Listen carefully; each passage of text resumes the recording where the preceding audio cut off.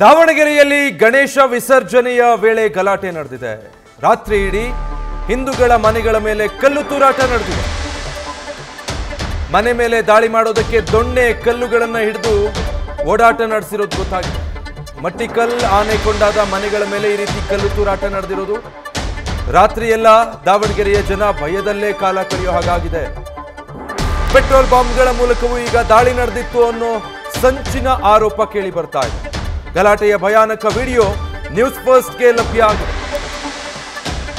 ನಾಗಮಂಗಲ ಆಯಿತು, ಈಗ ದಾವಣಗೆರೆಯಲ್ಲಿ ಗಣೇಶೋತ್ಸವದ ಸಂದರ್ಭದಲ್ಲಿ ಅದೇ ರೀತಿ ಮತ್ತೆ ಹಲ್ಲೆ ನಡೆಸಿರುವುದು.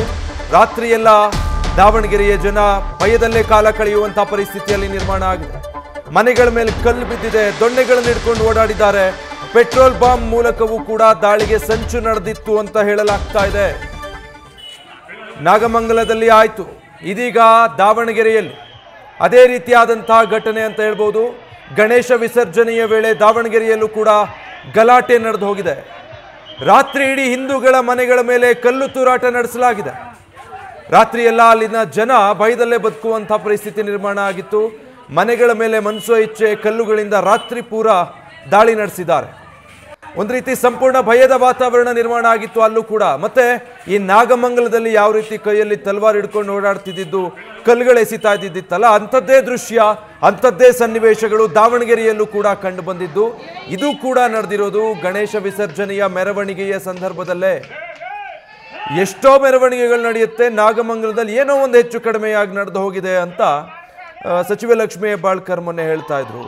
ಬಟ್ ದಾವಣಗೆರೆಯಲ್ಲಿ ಈಗ ಮತ್ತೆ ಮರುಕಳಿಸಿರೋದನ್ನು ಗಮನಿಸ್ತಾ ಇದ್ದೀರಾ. ಅದರ ದೃಶ್ಯಗಳನ್ನು ಕೂಡ ನೀವು ಎಕ್ಸ್ಕ್ಲೂಸಿವ್ಲಿ ನ್ಯೂಸ್ ಫಸ್ಟ್ನ ಸ್ಕ್ರೀನ್ನಲ್ಲಿ ಗಮನಿಸ್ತಾ ಇದ್ದೀರಾ.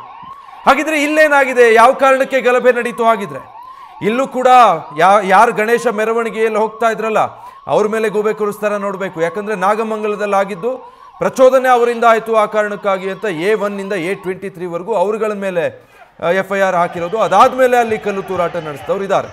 ಇದಕ್ಕೇನು ಹೇಳುತ್ತೆ ರಾಜ್ಯ ಸರ್ಕಾರ? ಹಾಗಿದ್ರೆ ಗೃಹ ಮಂತ್ರಿಗಳು ಏನು ಹೇಳ್ತಾರೆ ಈ ಘಟನೆಗೆ ಸಂಬಂಧಪಟ್ಟ ಹಾಗೆ ಮೊದಲು ನೋಡಬೇಕು.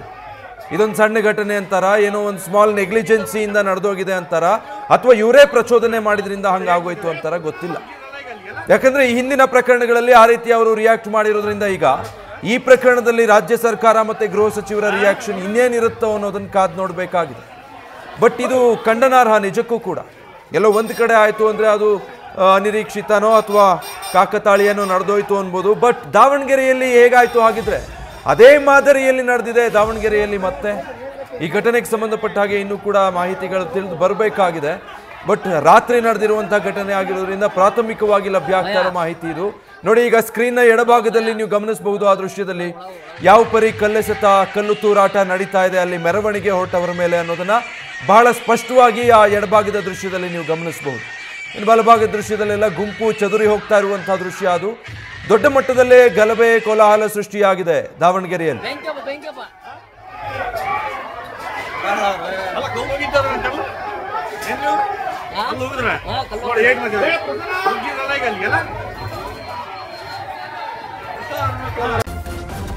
ನ್ಯೂಸ್ ಫಸ್ಟ್, ನಿರ್ಭೀತಿಯಿಂದ ನಿಮ್ಮ ಪರವಾಗಿ.